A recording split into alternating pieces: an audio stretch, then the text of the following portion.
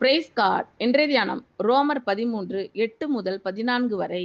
ஒருவரிடத்தில் ஒருவர் அன்பு கூறுகிற கடனே அல்லாமல் மற்றொன்றிலும் ஒருவனுக்கும் கடன்படாதிருங்கள். பிறனிடத்தில் அன்பு கூறுகிறவன் நியாயப்பிரமாணத்தை நிறைவேற்றுகிறான்.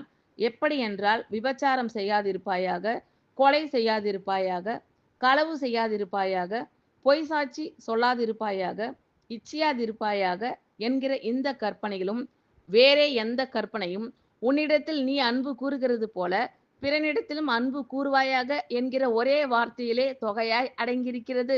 அன்பானது பிறனுக்கு பொல்லாங்கு செய்யாது.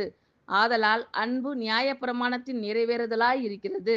நித்திரையை விட்டு எழுந்திருக்கத்தக்க வேலையாயிற்றென்று நாம் காலத்தை அறிந்தவர்களாய் இப்படி நடக்க வேண்டும். நாம் விசுவாசிகளான போது இரட்சிப்பு சமீபமாய் இருந்ததை பார்க்கிலும் இப்பொழுது அது நமக்கு அதிக சமீபமாய் இருக்கிறது. இரவு சென்று போயிற்று, பகல் சமீபமாயிற்று. ஆகையால் அந்தகாரத்தின் கிரியைகளை நாம் தள்ளிவிட்டு ஒளியின் ஆயுதங்களை தரித்து கொள்ள கடவோம்.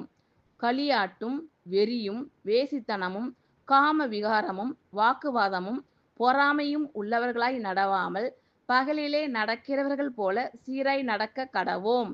துர் இச்சைகளுக்கு இடமாக உடலை பேணாமல் இருந்து கர்த்தராகிய இயேசு கிறிஸ்துவை தரித்து கொள்ளுங்கள். ஆமென். Thank you Lord.